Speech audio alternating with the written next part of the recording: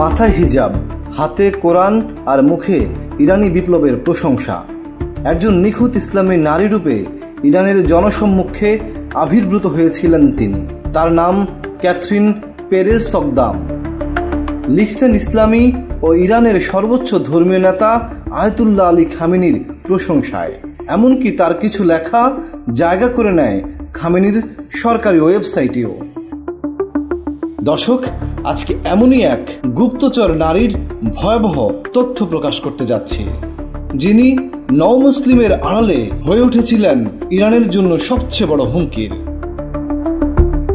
সম্প্রতি ইরানের গোয়েন্দা সংস্থা দাবি করছে এই নারী ছিলেন ইসরায়েলি গোয়েন্দা সংস্থা মোসাদের একজন ডিপ কভার অপারেটিভ।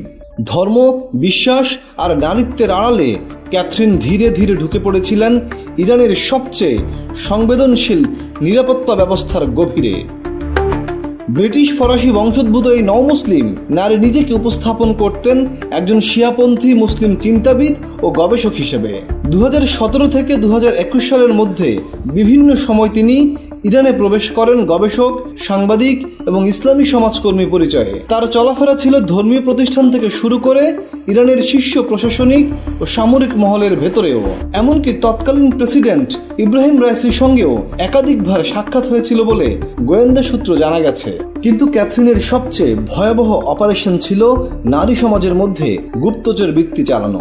2018 থেকে 2019 সালের মধ্যে তিনি বন্ধুত্ব গড়ে তোলেন ইরানি সামরিক ও রাজনৈতিক নেতাদের স্ত্রীদের সঙ্গে। আড্ডা, ঘনিষ্ঠতা, পারিবারিক আস্থার পরিবেশে তিনি গৃহিণীদের মুখে থেকে টেনে আনতেন গোপন সব তথ্য। স্বামী কোথায় কর্মরত, কখন কোথায় যান, কার সঙ্গে মিটিং করেন, কার সঙ্গে মিলে চলেন, এইসব কথোপকথন গোপনে রেকর্ড করতেন এই নারী। পরে সেই রেকর্ডিং পৌঁছে দিতেন ইসরায়েলের গোয়েন্দাদের ইউনিটে।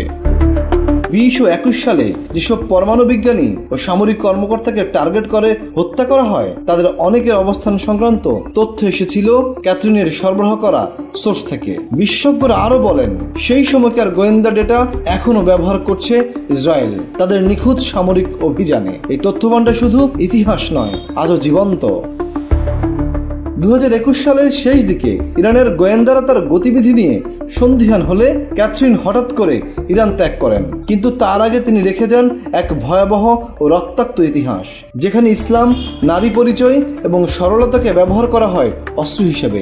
এই গল্প কেবল একজন গুপ্তচরের কাহিনী নয়, বরং একটি যুদ্ধ, যেখানে ধর্মীয় মুখোশ, বিশ্বাস ও সম্পর্ককে ব্যবহার করে দুর্ভেদ্য মনে হওয়া একটি রাষ্ট্রের ভিত কাঁপিয়ে দেওয়া হয়। এটি একটি দৃষ্টান্ত যেখানে নারীত্বকে পরিণত করা হয়েছে গোয়েন্দা মিশনের সবচেয়ে কার্যকর হাতিয়ারে। সমতল ডেস্ক, ঢাকা।